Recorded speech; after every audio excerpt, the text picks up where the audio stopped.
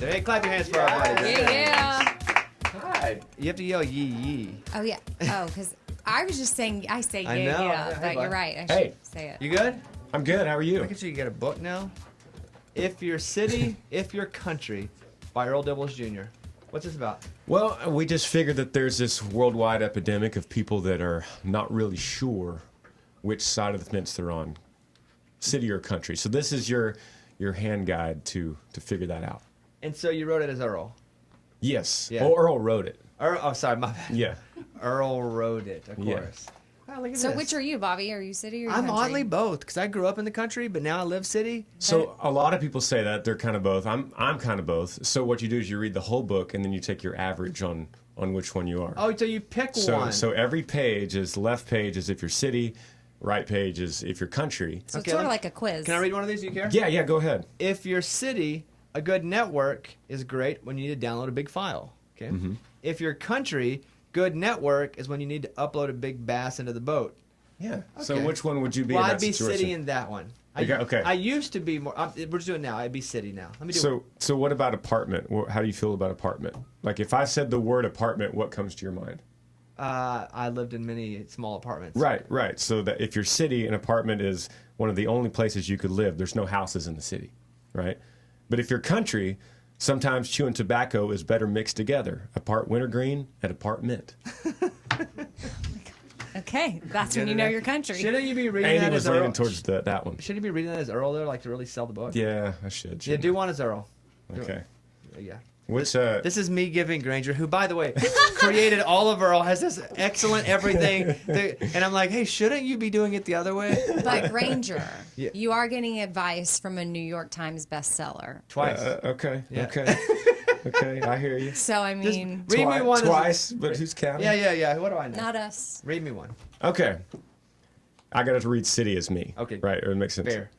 If you're city and you spend a lot of time web surfing on your smartphone, you better have a good data plan. Got it. If you're country, that's Earl, and you spend a lot of time hipstering in the hayloft, you better have a good data plan. Get it, Yeah. dada. Get it. Okay, it definitely helps when you read it as Earl okay. versus. Hey, don't tell the guy how to do his work. You know what I mean? Hey, Granger, you good, by the way? I'm good, man. How are you? Yeah, I'm good. Where can you get this book? I should ask that. How can people get the book? Well, right now we're going exclusive to Amazon. What about if you're country? Yeah, and if you're country, you got to come to our show and get it right out of the merch table. So Amazon, that's where Yeah. I get all my stuff anyway. Yeah. So you go to Amazon, you can get If Your City, If Your Country by Earl Dibbles Jr. And there's a CD included, huh?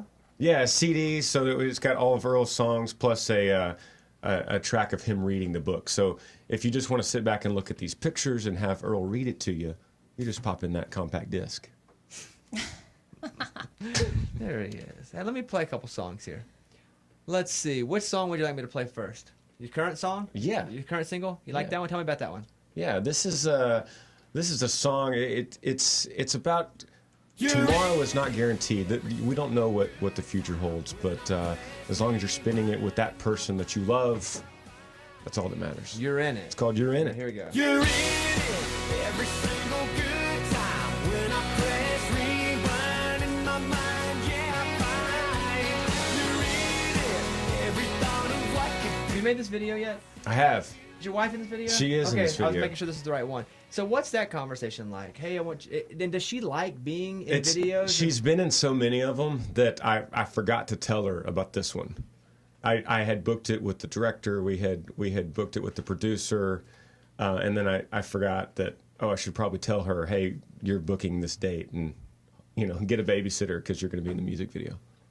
And so how does she like being in the public eye? I think she loves it, honestly. Thank goodness she does.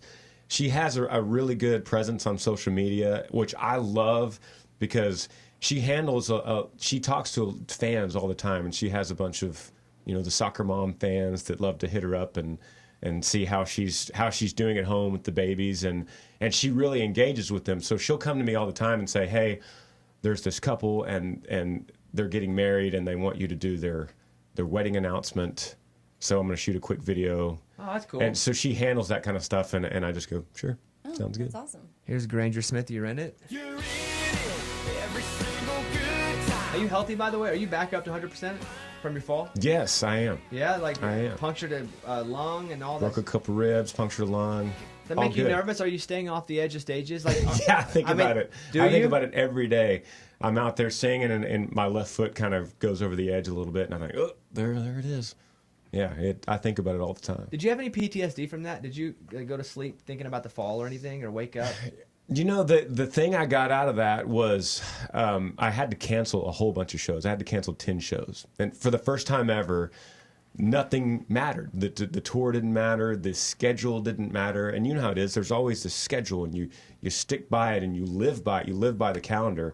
And for the first time ever, I had no schedule. I had no calendar. I was on the couch trying to recover. And that's a big eye-opener, for sure. Did you wonder, wow, if I can't do what I used to do, I don't know what I can do anymore? Yeah. That's very sobering thought, and that's the mentality of all we have is the present moment. All we have is right now. Is very impactful, especially for any business, but for the music business, when everything is the next tour, the next single, the next everything. The present moment, it becomes very important. Granger Smith is here. I guess a couple weeks ago, I was on your Instagram and I saw that your truck turned over. Yeah. Your 18-wheeler. Yeah. So it's carrying all of your stuff to the show. So what happens? Because it was over on its side and Yeah. it had covered the entire highway. What happened there? Speaking of living in the present moment, absolutely. Yeah. I woke up, my tour manager woke me up, and he says, hey, Charlie's okay. That's our driver. But the truck flipped. I think you need to come out here. So we go out the bus, and there we are on the highway, and it's that sight that we have all seen of a highway. Everything's backed up. No one's going anywhere, but it's someone that you know. You know, it's a crazy thought. Walk out there, hug the driver. He walked right out of the front windshield. Right. He was okay. He walked out of the front windshield? Not a scratch on him. He walked out of the front windshield, and it was inches away from a guardrail. Inches away. His face would have been inches away from a guardrail that stopped. And it was. You know, of course, we needed to get to the next show, but that became kind of a motivating goal that day. Is, hey, we're gonna get to the show. All we have to do is rent some gear, make a few phone calls, and we were just thankful that everyone was okay. You know, I want to ask you about when you went on The Bachelorette to play a song. Was that this year or last year? Yes, it was this year. It was this year? Yeah. So you go on that show. What's that environment like whenever you go in to be the musical part of it? Because you're up there playing for the people. It's weird. Yeah. They even look weird on TV a little bit. Yeah. Is that a weird thing to do? Yeah, it is. People said, is that a unique thing? Have you ever felt that before? And I said, yeah, actually I have when you play weddings. Back in the days when we used to play a lot of weddings, it felt like that, where it's not about you, it's not about the band or the music, it's all about the bride. Because that was Becca, right? It was, yeah. Do you meet Becca. them whenever? Yeah. And how'd that go? It went great. They seemed, Becca and Garrett, who she ended up getting with, they were very down to earth and fun people. You could tell that Garrett, and he told me, he said, "This is the best night of my life," and you could tell that he really meant that. You could see in his eyes he was really excited. Not because we were there, but just because of that was their date, and all these people were there celebrating them together. It was fun. So would you go to that wedding? Hey, if I got an invite, yeah. But there's no communication feel afterward. I feel a connection to them because we played that song and that was their first date. So I do kind of feel like we could go to the wedding and have something in common. That's pretty cool. Yeah. Mm-hmm. But then do you play it like 80 times over and over again on TV? Is it at No, TV? I honestly, I think we played it twice. We played it one time and they wanted to capture their surprise. So they walked in, we played the song, and then they said, let's run it one more time just to make sure we have all the angles, and that was it. Granger Smith is here. You did post a video to Instagram saying you were taking off maybe November, December. Is that what it is? And so just for family time? Yeah, we've been hitting it hard, really hard. And I'm not going to take completely off. There'll be commitments I have to do. But I'm really looking forward to taking some time, being a dad, being a husband, being present November, December. Are you doing things? Because you're talking in some of these tool terms that I try to use. When you say being present, who's teaching you that? Oh my gosh. Are you reading a book? Are you going to therapy like I do? I'm hearing something in you that's more than just, This has been tough. These last few years have been tough. They've been really tough mentally, trying to, and I'm just being completely honest. Trying to digest all of this, and understanding where's the end. What's the finish line, and then realizing there is no finish line. It's always another tour. It's always the next single. Do you say I want to have 15 number ones? Well, what happens when you get to 16? Is it 20? There is no end. And so I've read a lot of books. I've seen a lot of documentaries and listened to a lot of podcasts, and as you probably have too, because we have to try to understand what's the purpose of all this. What's the end goal? And I've had to realize that happiness is the end goal. Being happy, being creative, being passionate about what I do. If I could maintain those three things, then that's a pretty good goal. Yeah, I love that. And you're talking in terms that I'm familiar with, because I'm also trying to find exactly where I fit in this whole thing. Yep. Because I don't know. And then it's, well, I'm trying to accomplish all these goals, but then I reach these goals and I'm like, I feel no more fulfilled than I did before. Yes. So I think for me, it's on the very much the personal side, where it's, I got to find whatever that is that makes it matter. Because I got all the shiny toys now, and I don't give a crap. But I have anybody to share them with. Yeah. That's for me the struggle. And so, but when you say things like that, oh, he's doing what I'm doing. He's trying to find his place. I try to find my place, and authentic success is what I'm trying to go for. And there's a difference between success that the world thinks you need. You might look and go, oh, he doesn't have this. He's not quite found success yet. But that's not right for anyone to judge someone else's success. You only know your own, and that is authentic success. That's when you go to bed at night and you go, I've done good. I've had a good day. Authentic success makes you fulfilled on the inside. It makes you happy. I was looking at your Throwback Thursday. It was you at 17 years old. Yeah. You had posted an old picture of yourself. What would you tell yourself back at 17? Like right now, you're Granger right now talking to that 17-year-old. Yeah. It's all about patience. And things just don't come the way you think they're going to at the time frame that you want them to. It never does. Life never delivers that. So you have to just endure. You have to meet all the failures. You have to find your failures and embrace those failures. You almost have to strive for failure, in fact. And we talk about it as a band all the time. We need to push to the point of failure until we actually mess up, because that's when you finally learn. That's when you finally found your limit and you find how to get better. Is it when you work out in the gym to fail, so that your muscles fail, so that then they tear down and you build back up better. Like the Socrates of country music in there. There's a book I read. It's called Fail Until You Don't. It's by Robert Huesos. Have you heard of that book? I have, yes. Oh. Yes. Shut up. Shut up. You even know Spanish, so you probably picked that one out. All right, well, listen. Let's get back to the matter at hand. We got deep. That's what friends do. We get deep in here. I know. I liked it. If Your City, If Your Country by Earl Dibbles Jr. You can get it on Amazon. You can get it at the shows. Boy, I bet you just clean up on merch. Because I would go to your show and buy merch. You would? Yeah, and here's why. You've done something that I don't understand. I think probably because you're just a good person. This is what I think. I see other artists wearing your stuff. Either you're paying them, which I don't think you are. It would be and I don't think you are. Or they just like you, and they're all wearing the yee stuff.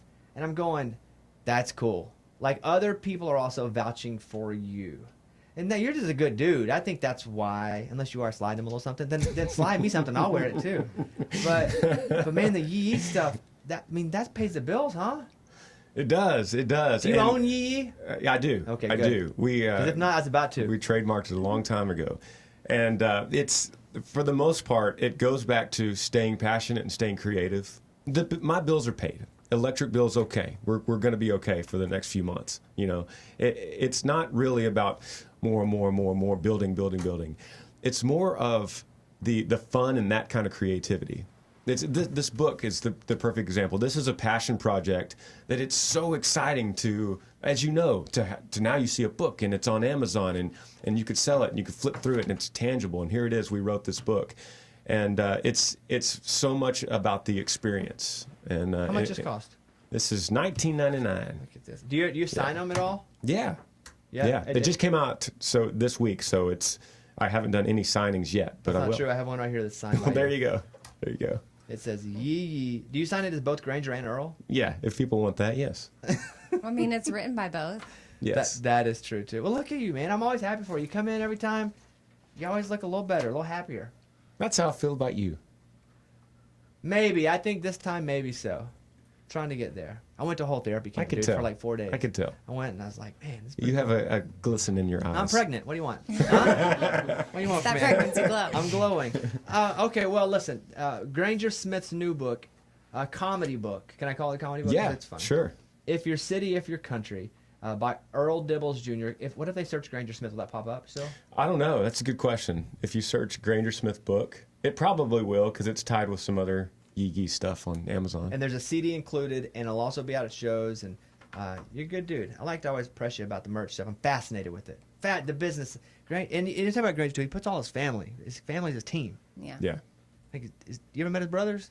Yeah. Okay, so make Listen, sure. I put in Granger Smith book into Amazon, and I've got Backroad Song and some Granger Smith Dibbles Kings women's drawstring sweatpants. Okay, we need to fix that then.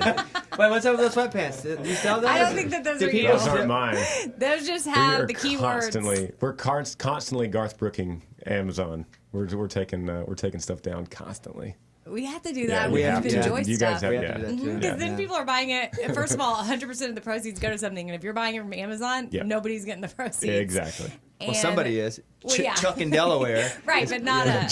Yeah, Yeah. for sure. Yeah. Good to see you, bud. Good to see you too. It's a Bobby Bones show.